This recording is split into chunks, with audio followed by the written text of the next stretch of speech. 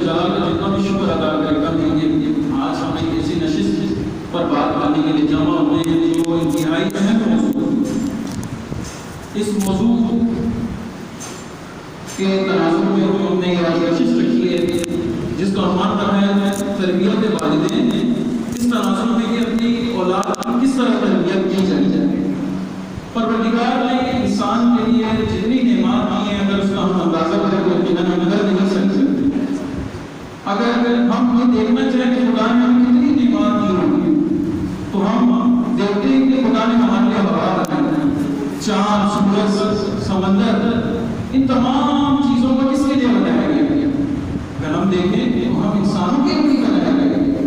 انسان کو اللہ نے اتنی عزت دی، اتنا مقام دیا، صرف یہی نہیں کہ انسان کو صرف یہ دیا بلکہ زمین پر اس کو اپنا نائب بنایا، نائب بنایا، یہاں بھی نہیں چھوڑا، صرف نائب بنایا۔ پروردگار نے انسان کو اتنی عزت دی، نائب بنایا۔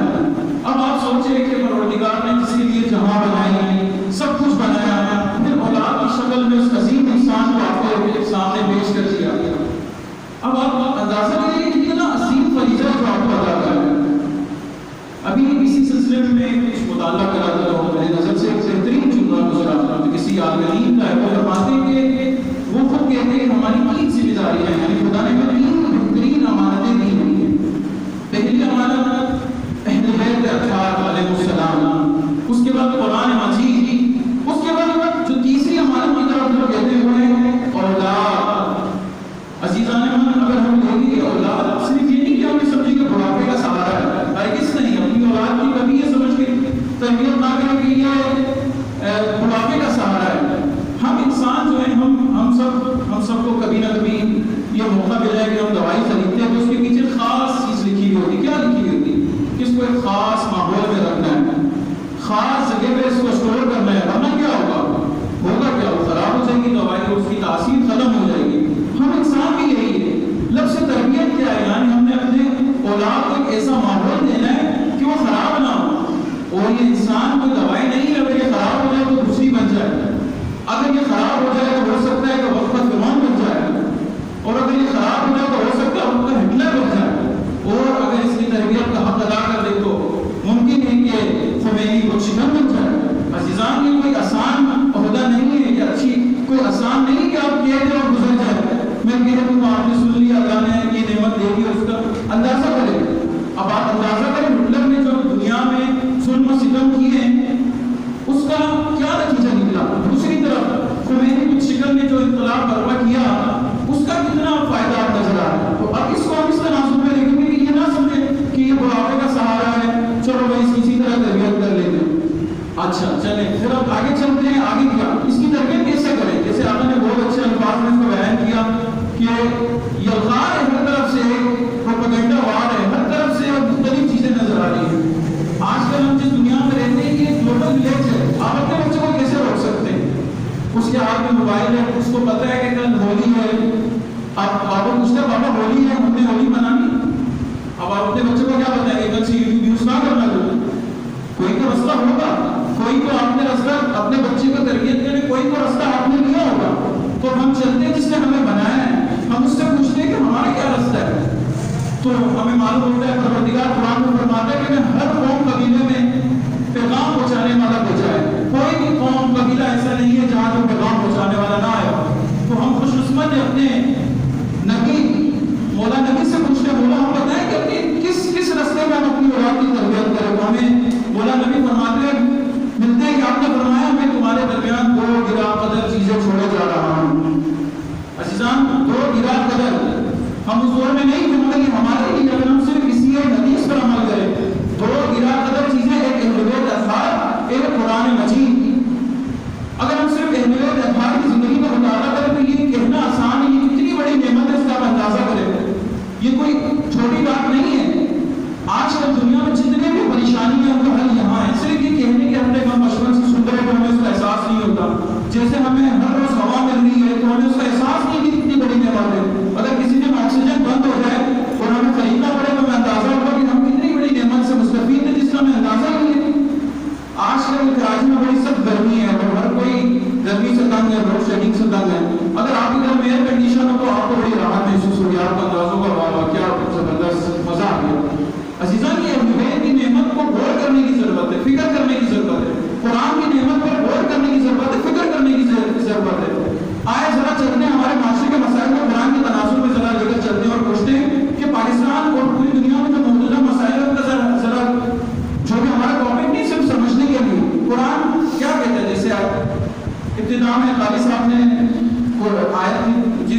تلاوت اسی میں سمجھا کے دیکھتے ہیں کیا ناپ تول میں کمی نہ کرنا. آج ہم جاتا ہوں بائک پہ پیٹرول ڈلوانے جاتا ہوں, مجھے شک ہے پیٹرول پمپ والا ناپ تول میں کمی کرے گا. آٹا لینے جاتا ہوں کمی کرے گا. قرآن کیا کہہ رہا ہے؟ ناپ تول میں کمی نہ کرنا. قرآن معاشرے کی تربیت کر رہا ہے. کیونکہ حکومتوں کا کام ہے, مگر اسلام اپنے جو اس کے ماننے والوں کو تربیت کر رہا ہے کہ ناپ تول میں ہرگز کمی نہ کرنا. اس سے کیا ہوگا؟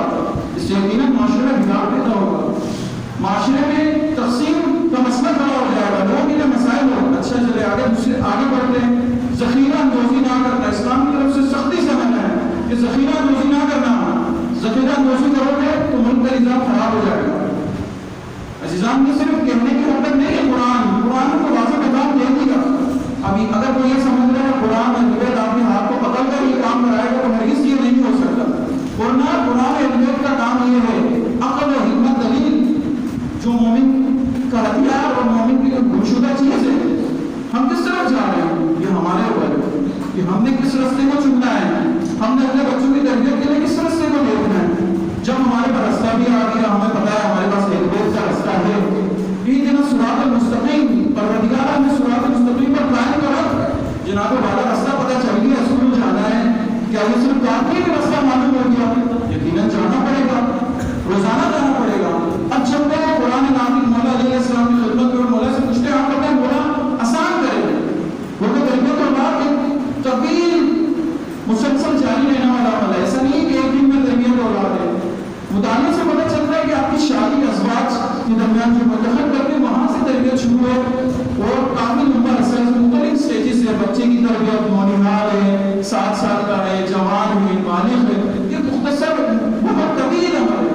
میں مختصر کرنا چاہوں گا کہ ہم ایک ایسے اس نشست سے ایک ایسی چیز لے کر جائیں جو ہم اپنی زندگیوں میں اس کو عمل کریں. قرآن نازل حضرت علیہ السلام ان سے پوچھتے مولا آپ بتائیں کیا دیں ہم اپنے بچوں کو. وہ تو مولانا صاحب نے بہت ہی بہترین انداز میں چیزوں کو بیان کیا. مولا علیہ السلام فرماتے ہیں, جو البلاغہ میں مطالعہ کریں تو آپ کو مولا فرماتے ہیں کہ جو اولاد کے لیے دیکھو بہترین جو میراث ہے وہ ادب ہے. ادب بہترین میراث ہے.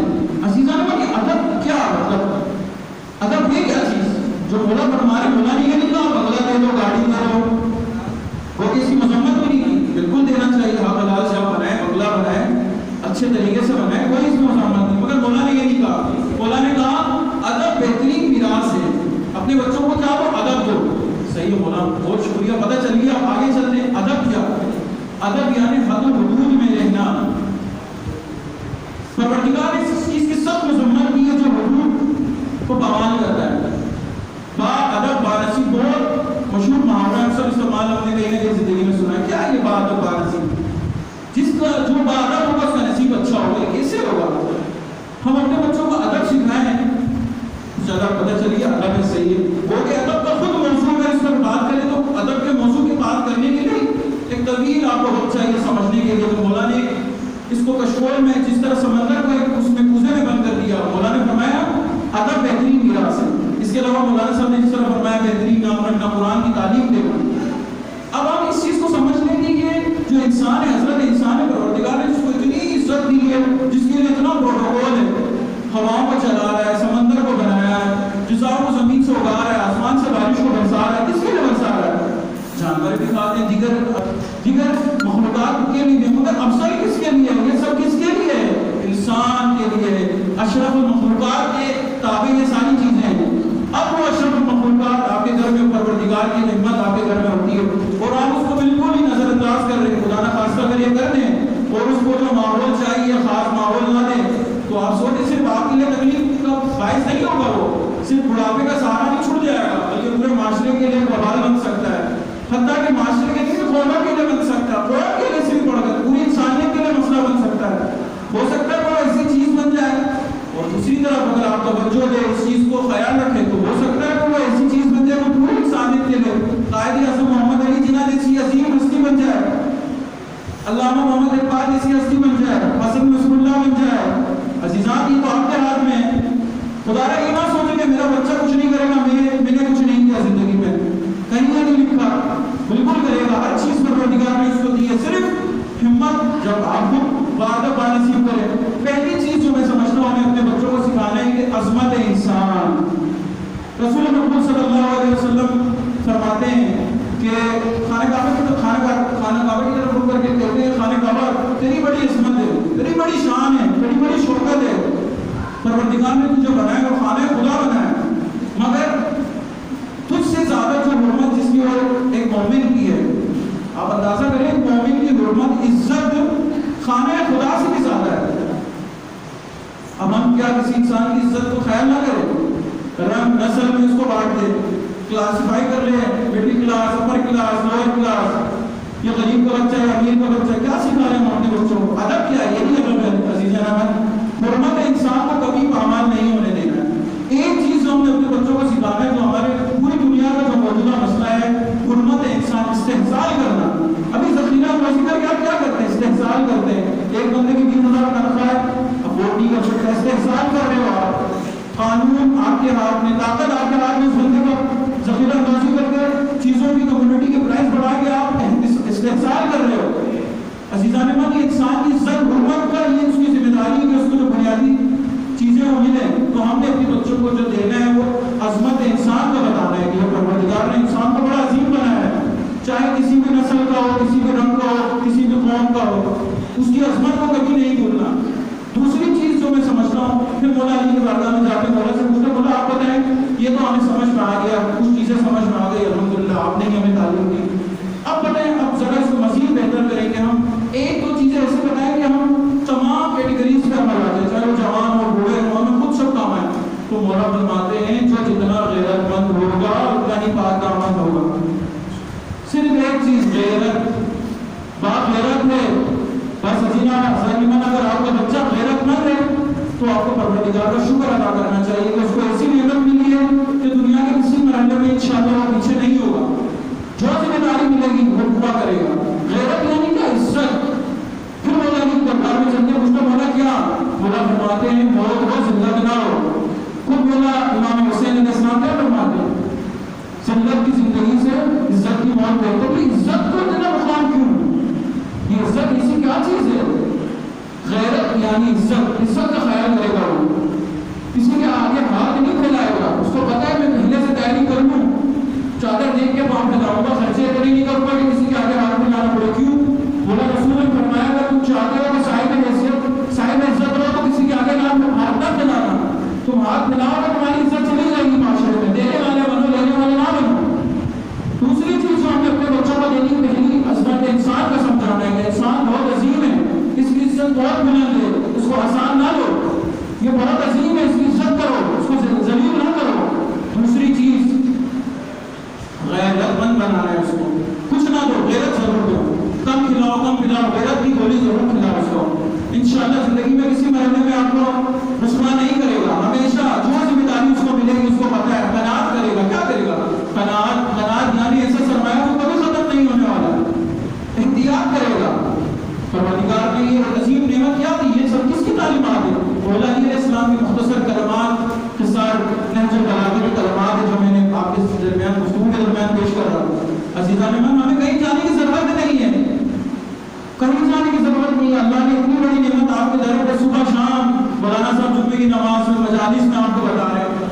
لاکھوں کروڑوں روپے ڈال کے آپ کو کہیں اپنے بچے کو بھیجنے کی ضرورت نہیں. صرف چند چیزوں کو آپ اس کو دے دیں, پھر انشاءاللہ دیکھیں وہ خمینی کو شکن بنے گا. کیا بنے گا؟ خمینی کو شکن نے کیا کام کیا؟ دیکھیں دنیا کی کتنی طاقت و تعبت کو اٹھنے ٹیکنے پر مجبور کر دیا. ہم تو محلے کے ذرا بدماش سے ڈر جاتے ہیں, ہے نا.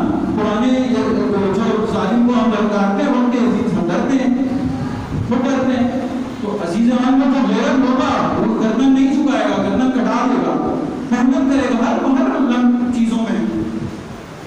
وقت زیادہ نہیں لوں گا, آخری چیز کی طرف توجہ دوں گا. ایک چیز ہو گئی انسان کی عظمت, دوسری چیز ہو گئی غیرت. یہ انتہائی اہم چیز ہے عزیزان من, اس پہ کبھی بھی ہم سب چھوٹا کر ہی نہیں سکتے اپنے بچوں پہ کہ ہم ان کو یہ دو چیز ہر حال میں ان کو دے گی. اب ایسا تو ہو نہیں سکتا کہ آپ کو بدتمیز ہو, بد اخلاق ہو, اور وہ کہتے ہیں نا شیر کے گھر میں شیر پیدا ہوتا ہے. اب آپ خود کو بدتمیز ہو, بد اخلاق, اور آپ چاہیں کہ آپ کا بچہ باادب ہو, ہاں وہ بڑے بڑے کارنامے انجام دے, ایسا ممکن نہیں ہے. ماحول چاہیے, جیسے کہ میں نے پہلے کہا کہ میڈیسن ہے, اس کو خاص ماحول چاہیے ورنہ اس کی تاثیر ختم ہو جاتی ہے.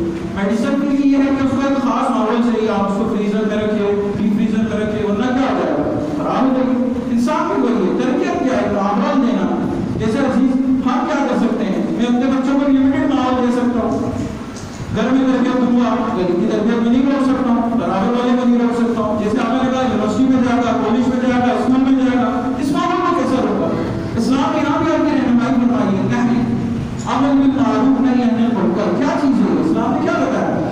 اپنی تو کرا بھائی، محلے میں بھی جائے گا بچہ تو محلے میں بھی ایسا ماحول پیدا کرنا ہے، صرف اپنے یہ نہ دیکھو کہ بس میرا بچہ اچھا ہے، گلی کے بچے تو صحیح ہے تو گلی میں جا کے وہیں سیکھ کے آ رہے گا، کوئی مسئلہ نہیں ہے۔ آپ کو اپنے بچوں کو بڑی حفاظت سے رکھنا ہے، مگر گلی کا ماحول، اسکول کا ماحول، ٹی وی کا ماحول، گلوبل ولیج سے 10 چیزیں ٹی وی میں دیکھتا ہے، موبائل میں دیکھتا ہے، گلی میں نظر نہیں آتی اس کو چیزیں۔ نیو یارک سے بھی جڑا ہوا بچہ، جاپان سے جڑا ہوا ہے، چائنا سے جڑا ہوا ہے، اپنے علاقے میں نئی چیزیں دیکھتا ہے، جاپان میں الگ چیزیں دیکھتا ہے، بچہ کنفیوز کرے گا کیا؟